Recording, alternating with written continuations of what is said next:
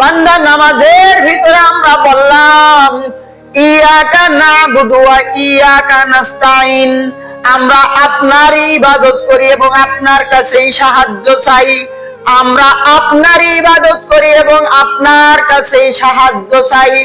অথচ বান্দা নামাজটা শেষ হওয়ার সাথে সাথে আমাদের আস্থা চলে যায় মানুষের উপরে, আমাদের সমস্ত ভরসা চলে যায় মানুষের উপরে, ক্ষেত খামারের উপরে, ব্যবসা বাণিজ্যের উপরে, বিদেশের টাকার উপরে, কাজ কর্মের উপরে আমাদের ভরসা চলে যায়। অথচ আমাদের শরীরটা সুস্থ রাখার দায়িত্ব আল্লাহ পাক রব্বুল আলামিনের।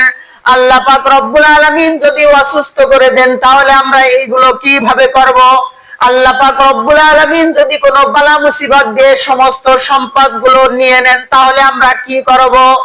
আমরা প্রত্যেক নামাজের ভিতরে বলি আল্লাহু আকবার। নামাজটা শুরু করলাম আল্লাহু আকবার বলে, রুকুতে গেলাম আল্লাহু আকবার বলে, আবার সিজদায় গেলাম আল্লাহু আকবার বলে, সিজদার থেকে উঠলাম আল্লাহু আকবার বলে, আবার সিজদায় গেলাম আল্লাহু আকবার বলে, আবার সিজদার থেকে উঠলাম আল্লাহু আকবার বলে। প্রত্যেক নামাজের ভিতরে আমরা আল্লাহু আকবার বলি, কিন্তু এই আল্লাহু আকবারের বড়ত্ব আর মহত্ব আমাদের অন্তরের ভিতরে নাই। আমরা আল্লাহ পাক রব্বুল আলামিনকে বড় বলে স্বীকার করতেও রাজি না। আমরা শুধু মুখে মুখে উচ্চারণ করি আল্লাহু আকবার, আপনি বড়, আমাদের রবই বড়, আল্লাহু আকবার, আল্লাহ পাক রব্বুল আলামিন মহান।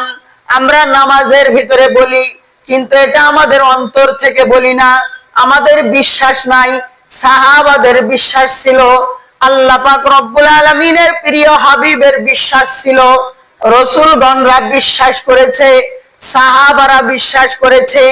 এই জন্য তিনারা আল্লাহু আকবার বলে আল্লাহ পাক রব্বুল আলামিনের কাছ থেকে সাহায্য পেয়েছে। আর আমরা আল্লাহ পাক রব্বুল আলামিনের কাছ থেকে সাহায্য পেলাম না।